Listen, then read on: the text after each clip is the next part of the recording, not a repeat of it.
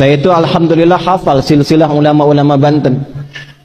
Dari mulai tokoh yang paling atasnya sampai turunan muridnya, sampai nyambung kemudian yang bikin-bikin ormas sampai di Indonesia. Kita ambil satu aja. Kenal Syekh Nawawi Al-Bantani? Kenal di mana tuh? Lahir baru kemarin kenal Syekh Nawawi. Alhamdulillah. Syekh Nawawi Al-Bantani dari Tanara. Saya ambil satu muridnya saja. Punya murid namanya Abuya Kiai Syekh Asnawi Caringin. Di Banten itu banyak kota Caringin. Tangerang ada Caringin tuh, Cisoka. Di situ ada Abuya Kiai Haji Yusuf bin Said. Di antara muridnya itu ada Abuya Uci Turtusi, Allah yarham alaih, dari Cilonggok.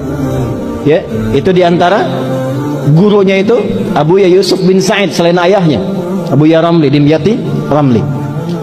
Itu Kiai Asnawi di Caringin yang di Labuan, berangkat kemudian ke Mekah, belajar dari Syekh Nawawi Al-Bantani gurunya. Itu juga bertemu dengan teman akrabnya dua. Yang dua ini kelak mendirikan dua ormas besar di Indonesia. Satu Syekh Muhammad Darwis, yang kemudian diganti namanya oleh gurunya menjadi Syekh Ahmad Dahlan. Pulang kemudian ke Nusantara mendirikan Jam'iyah Muhammadiyah 18 November 1912. Kanjeng Sultan Maulana Hasanuddin sudah 469 tahun meninggalkan kita. Namun ajarannya, warisannya, sejarahnya, dan kebesarannya tetap diwariskan di dada dan di pundak orang-orang Banten. Banten berdiri menjadi kesultanan pertama yang mana sultannya adalah seorang sayyid zuriat Rasulullah sallallahu alaihi wasallam, seorang ulama, seorang waliullah yang dijarahi puluhan juta umat setiap tahun, dan juga seorang sultan pemimpin negara serta juga jenderal pemimpin perang yang menghantam Portugis, membebaskan Sunda Kelapa sehingga menjadi Jayakarta. Inna fatahna fatham mubina, sekarang disebut Jakarta. Bahwa wafatnya Hasanuddin adalah 29 Ramadan, pasti tahu. Tapi pertimbangan beliau, kalau hari itu hari wafat diadakan perayaan haul, kita bisa bayangkan. Tadi sibuk bikin opor, segala macam kan. Malam takbir masa ngadakan perayaan haul. Terus pertanyaan, kenapa nggak tanggal 2, tanggal 3, tanggal 4? Tradisi kita bukan tradisi, sunnah Nabi ini sebetulnya. Syawal itu ada puasa 6 hari. Dari ayah saya memberi kesempatan kepada masyarakat, laksanakan dulu puasa 6 hari. Kenapa enggak tanggal 7, tanggal 8, tanggal 9? Ya saya puasa kan silaturahmi tuh, ke tetangga, ke sanak famili dekat, ke mertua, sampai tanggal 10 baru itu. Itu saya perjuangkan dari tahun 88. Begitu saya diam di rumah beristri, saya langsung mengerjakan itu.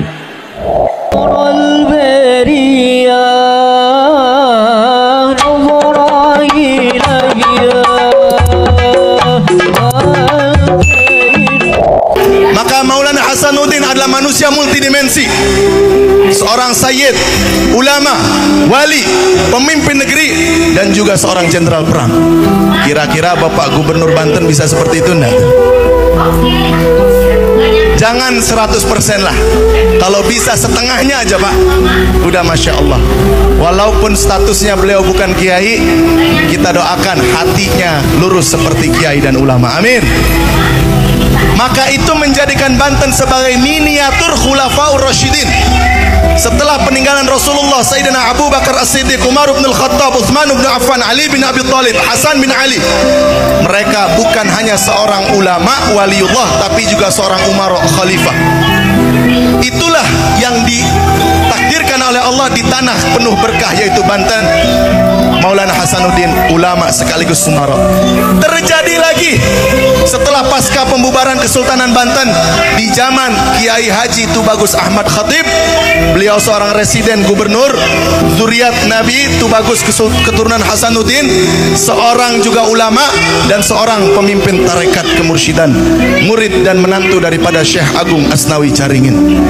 Di zaman beliau gubernurnya ulama, bupatinya Kiai Haji Samun pemimpin Al-Khairiyah. Bupati Serang, Bupati Pandeglang Kiai Haji Abdul Halim, Wedana Ciruas Kiai Haji Suhari, Wedana Cinangka Kiai Haji Ali Telingseng.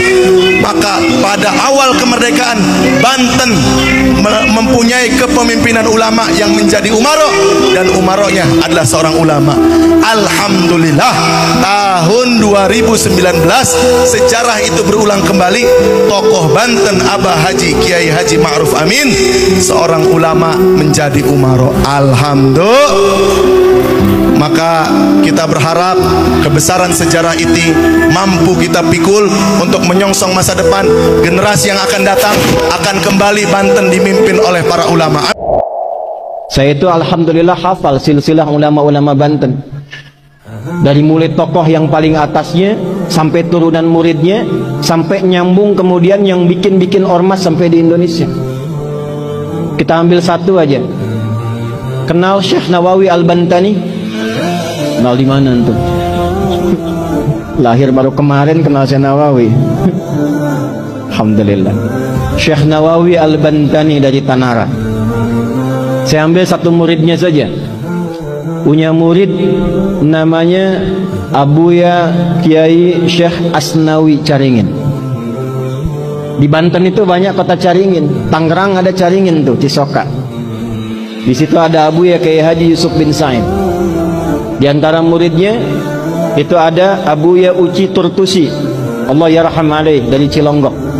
Ya, itu di antara gurunya itu Abuya Yusuf bin Said selain ayahnya, Abuya Ramli Dimyati Ramli.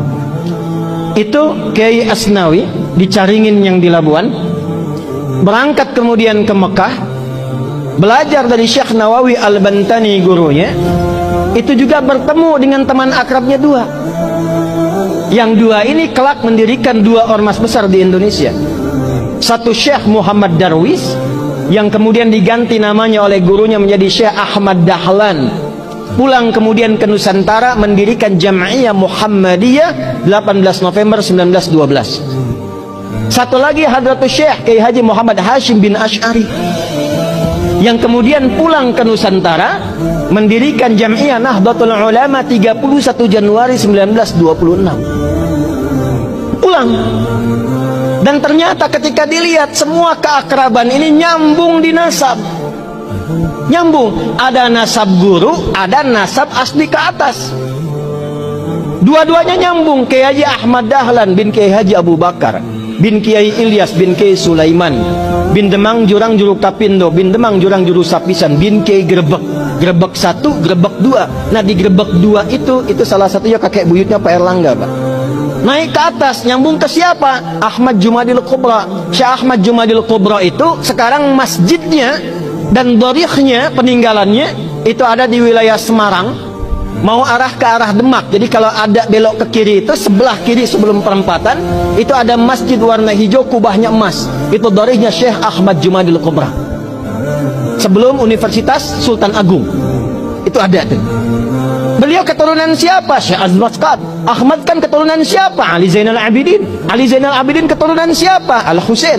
Al-Husain siapa? Adiknya Al-Hasan. Al-Hasan siapa? Putranya Sayyidina Ali bin Abi Thalib karamahullahu wajhah. Siapa beliau? Suaminya Fatimah Az-Zahra bintu Rasulillah Muhammad sallallahu alaihi wasallam bin Abdullah bin Abdul Muttalib bin Hashim bin Abdul Manaf bin Qusay bin Murrah bin Kilab bin Ka'ab bin Ghalib bin Fihir bin Malik bin Nadar bin Kinana bin Khuzaimah bin Mudrikah bin Ilyas bin Nizar bin Mudar bin Ma'ad bin Adnan bin Addi bin Adri bin Muqawwam bin Nahur bin Tarikh bin Ya'rub bin Yasjub bin Nabit bin Ismail alaihi salam bin Ibrahim alaihi salam bin Azar atau bin Nahur bin Abir bin Kinan bin Arfakhshad bin Sam bin Nuh alaihi salam bin Matushalah bin Kinan bin Anwas bin Tis bin Adam alaihissalam. Sallu ala Nabi. Ulangi Pak Ketua DPRD. Kiai Hashim juga begitu. Cuma ketemunya nanti di Joko Tingkir, Pangeran Benawa, keturunan 23 dari Nabi sallallahu alaihi wasallam. Kiai Haji Muhammad Hashim bin Ash'ari bin Abdul Wahid bin Abdul Halim. Abdul Halim dikenal dengan Pangeran Benawa, nama bekennya dikenal dengan Joko Tingkir bin Abdul Aziz bin Abdul Rahman. Siapa itu beliau? Walid Raden Ainul Yakin. Siapa beliau? Anak dari Sunan Giri. Nyambungnya lagi ke atas seperti nasabnya Kiai Haji Ahmad Dahlan. Dua-duanya bersaudara, dua-duanya bikin ormas, dua-duanya punya teman akrab. Syekh Asnawi dari Caringin, Banten, menularkan murid-murid. Diantaranya ada yang di Tangerang juga, di Ciputat ada Ustadz Mehmet, Jakarta Kiai Haji Ahmad Khatib, ya itu menantunya, istrinya itu Ratu Iyot namanya, ya turun itu diantara sekian banyak. Pakunya di mana? Banten. Dari situ kemudian nyambung sampai turun, kemudian nasab-nasab itu tersambung sampai tuan gurunya, dari nasab tariqahnya Syekh Abdul Qadir Al-Jailani, dari nasab kepemimpinannya sampai ke Prabu Siliwangi. Punya 3 orang anak. Abdullah Iman dikenal dengan Walang Sungsang, Syarifah Mudaim, kemudian satu lagi siapa? Raja Sengara. Syarifah Mudaim berangkat dengan kakaknya Abdullah Iman ke Mekah. Lalu bertemulah di situ dengan Syarif Abdullah. Syarifah Mudaim menikah dengan Syarif Abdullah, melahirkan Syarif Hidayatullah. Pulang kemudian ke daerahnya, bertemu dengan kakeknya Prabu Siliwangi, diberi daerah di Gunung Jati, dikenal dengan Sunan Gunung Jati. Punya anak-anak, anak pertama laki-laki Muhammad, anak perempuannya dinikahkan dengan Panglima Pasai, dikenal dengan Fathullah atau Faletehan. Menikah kemudian, lalu bertugas di wilayah kemudian dikenal dengan Batavia, membebaskan Batavia dari kumpungan penjajah pada saat itu di bulan Juni 1527. Makanya sampai sekarang milad Jakarta itu di Juni. Maka kemudian dirubah namanya, diambil dari surat Al-Fatah, ya, surah ke-48 ayat pertama, inna fatahna laka fatham mubina. Fatham mubina itu bahasa lokalnya disebut dengan Jayakarta, disingkat menjadi Jakarta. Dari keturunannya turunlah kemudian Maulana Hasanuddin. Maulana Hasanuddin kemana? Di Banten. Sampai kemudian nyambung ke Makassar. Di Banten ini luar biasa. Banten ini pakunya, Banten ini imannya kuat. Jadi kalau ada orang Banten kemudian imannya lemah, dipertanyakan kebantenannya. Jadi saya ulang lagi Pak Gubernur, Pak Wali, ini momen penting. Saya memperjuangkan ini sejak 88 terus terang. Saya menikah dengan istri pertama itu dari Cirebon 88, langsung berkiprah mengadakan acara yang saya rawat sampai hari ini. Setahun tuh mungkin ada 6 bulanan, itu Khaul Sultan Maulana Hasanuddin sekarang. Tadi udah disinggung, wafatnya Sultan Hasanuddin malam takbir, tanggal 29 Ramadan wafatnya. Tadi katanya kami sudah mentradisikan mengadakan Khaul bahwa wafatnya Hasanuddin adalah 29 Ramadan. Pasti tahu tuh. Tapi pertimbangan beliau, kalau hari itu hari wafat diadakan perayaan haul, kita bisa bayangkan. Tadi disinggung sibuk bikin opor, segala macam kan. Malam takbir masa mengadakan perayaan haul. Terus pertanyaan, kenapa enggak tanggal 2, tanggal 3, tanggal 4? Tradisi kita bukan tradisi, sunnah Nabi ini sebetulnya. Syawal itu ada puasa 6 hari. Jadi ayah saya memberi kesempatan kepada masyarakat, laksanakan dulu puasa 6 hari. Kenapa enggak tanggal 7, tanggal 8, tanggal 9? Ya saya puasa kan silaturahmi tuh, ke tetangga, ke sanak famili dekat, ke mertua, sampai tanggal 10 baru tuh. Itu saya perjuangkan dari tahun 88. Begitu saya diam di rumah beristri, saya langsung mengerjakan itu sampai tahun 2003 tidak berhasil. Masing-masing baik, jojong baik, merasa banyak difitnah, macam-macam. Udah nggak saya ceritakan, udah biar itu jadi ujian saya, jadi ladang amal saya, mudah-mudahan diterima Allah.